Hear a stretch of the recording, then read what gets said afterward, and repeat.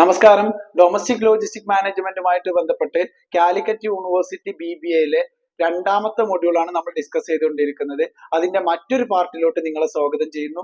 അപ്പൊ ഈ ഒരു പാർട്ടിൽ നമ്മൾ ഡിസ്കസ് ചെയ്യുന്നത് ടൈപ്പ് ഓഫ് ലോഡിനെ കുറിച്ചിട്ടാണ്. അപ്പോൾ നിങ്ങൾ മനസ്സിലാക്കുക, നിങ്ങൾക്ക് ഇപ്പൊ സ്ക്രീനിൽ കാണാവുന്നതാണ്. പ്രധാനമായിട്ടും 5 ലോഡ് ടൈപ്പുകളാണുള്ളത്. അപ്പൊ കുട്ടികൾ മനസ്സിലാക്കുക. ഫസ്റ്റ് വൺ പറഞ്ഞത് ബൾക്ക് കാർഗോയാണ്. രണ്ടാമത്തത് break bulk, perishable goods, fragile goods, hazardous material. അപ്പോൾ ഇതാണ് പ്രധാനപ്പെട്ട ലോഡ് ടൈപ്പുകൾ എന്ന് പറയുന്നത്. ഇനി ഇതിൽ നമ്മൾ ഓരോന്നും കൃത്യമായിട്ട് മനസ്സിലാക്കാൻ പോവാണ്. അപ്പൊ ആദ്യമായിട്ട് നമ്മൾ നോക്കുന്നത് ബൾക്ക് കാർഗോസിനെ കുറിച്ചിട്ടാണ്. അപ്പൊ ബൾക്ക് കാർഗോ എന്ന് പറഞ്ഞു കഴിഞ്ഞാൽ ലാർജ് വോളിയം കാർഗോസ് ആണ്. Like grains, call.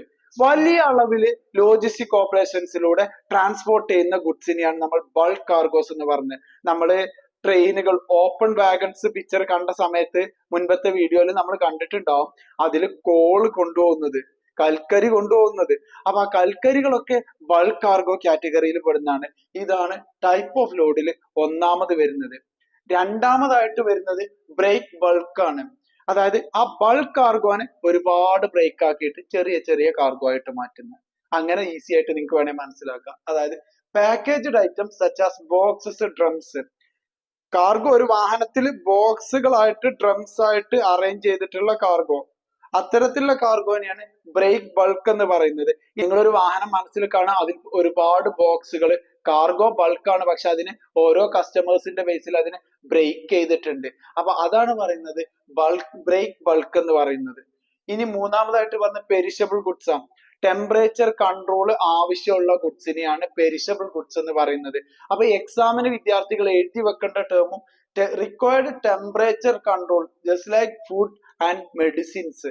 Food medicines എന്നുള്ളതാണ് പെരിഷബിൾ ഗുഡ്സിൽ വരുന്ന പ്രധാനപ്പെട്ട വെജിറ്റബിൾസ് ഐറ്റംസ് ഒക്കെ നമുക്ക് എക്സാമ്പിൾ ആയിട്ട് പറയാം. അതിന്റെ പ്രത്യേകത എന്താ? ഇതിന് ടെമ്പറേച്ചർ കൺട്രോൾ ആവശ്യമാണെന്നുള്ളതാണ്.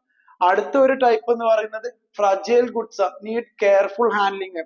തോന്നിയ പോലെ കൈകാര്യം ചെയ്യാൻ പറ്റൂല, പൊട്ടിപ്പോവും, കേടുവന്നു പോകും, നശിച്ചു പോകും. അത്തരത്തിലുള്ള ഐറ്റംസിനെയാണ് ഫ്രജൈൽ ഐറ്റംസ് എന്ന് പറയുന്നത്. എക്സാമ്പിൾ പറഞ്ഞ ഗ്ലാസ് വെയർസ്, നമ്മുടെ ഗ്ലാസ് ഐറ്റംസുകളൊക്കെ ഉണ്ട്. അപ്പൊ അതൊക്കെ ലോജിസ്റ്റിക് ഓപ്പറേഷൻസിലൂടെ ട്രാൻസ്പോർട്ട് ചെയ്യുന്ന സമയത്ത് വളരെ കെയർ എടുക്കേണ്ടതാണ്. അപ്പൊ അതാണ് അടുത്ത ഒരു ടൈപ്പ് എന്ന് പറയുന്നത്. ലാസ്റ്റ് വൺ ആയിട്ട് പറയുന്നത് ഹസാർഡസ് മെറ്റീരിയൽ ആണ്.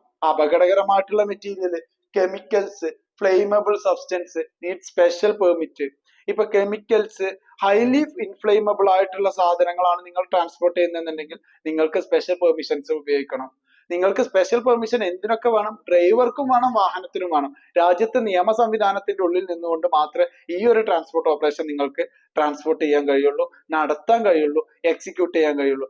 നെക്സ്റ്റ് നമ്മൾക്ക് ഡിസ്കസ് ചെയ്യാനുള്ളത് ലോജിസ്റ്റിക് ഓപ്പറേഷനിൽ നമ്മൾ ട്രാൻസ്പോർട്ട് ചെയ്യുന്ന ലോഡ് അഥവാ അതിന്റെ ഗുഡ്സ് അതല്ലെങ്കിൽ ആ കാർഗോ, അതിന്റെ ക്യാരക്ടറിസ്റ്റിക്സ് എന്തൊക്കെയാന്നുള്ളതാണ്, അതിന്റെ പ്രത്യേകതകൾ എന്തൊക്കെയാന്നുള്ളതാണ്.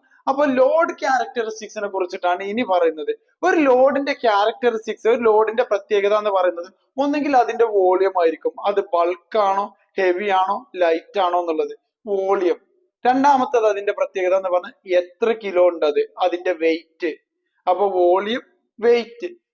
മൂന്നാമത് പറഞ്ഞത് ഫ്രജൈലിറ്റി, അത് താഴെ വീണ് കഴിഞ്ഞാൽ പൊട്ടി പോകുന്ന ഐറ്റാണോ, അതാണ് അതിന്റെ ഒരു ക്യാരക്ടർ. അപ്പൊ ഒരു ഗുഡ്സ് നമ്മളെ ഏൽപ്പിക്കുന്ന സമയത്ത് ഇത് ഫ്രജൈൽ ആണോ, ഇതിന് എത്ര വെയിറ്റ് ഉണ്ട്, ഇതിന്റെ വോളിയം എത്ര എന്നുള്ളതൊക്കെ നമ്മൾ ഐഡന്റിഫൈ ചെയ്യേണ്ടതുണ്ട്, മനസ്സിലാക്കേണ്ടതുണ്ട്. അതുപോലെ തന്നെ പെരിഷബിലിറ്റി. പെരിഷബിലിറ്റി എന്ന് പറഞ്ഞു കഴിഞ്ഞാൽ എന്താ? ഈ ഗുഡ്സ് കേടുവന്നു പോകുന്നതാണോ പെട്ടെന്ന് എന്നുള്ളതും നമ്മൾ മനസ്സിലാക്കണം. പെട്ടെന്ന് കേടുപോകുന്ന ഗുഡ്സ് ആണെങ്കിൽ ഇത് ട്രാൻസ്പോർട്ട് ചെയ്യാൻ വേണ്ടിയിട്ട് നമുക്ക് റീഫേഴ്സ് യൂസ് ചെയ്യേണ്ടതുണ്ട്. അപ്പോ ഇത്തരത്തിലുള്ള ക്യാരക്ടറിസ്റ്റിക്സ് ഒരു ഗുഡ്സിൻ്റെത് നമ്മൾ ഈസി ആയിട്ട് മനസ്സിലാക്കണം. മറ്റൊന്ന് പ്രധാനപ്പെട്ടതാണ് ഇതിന്റെ വാല്യൂ.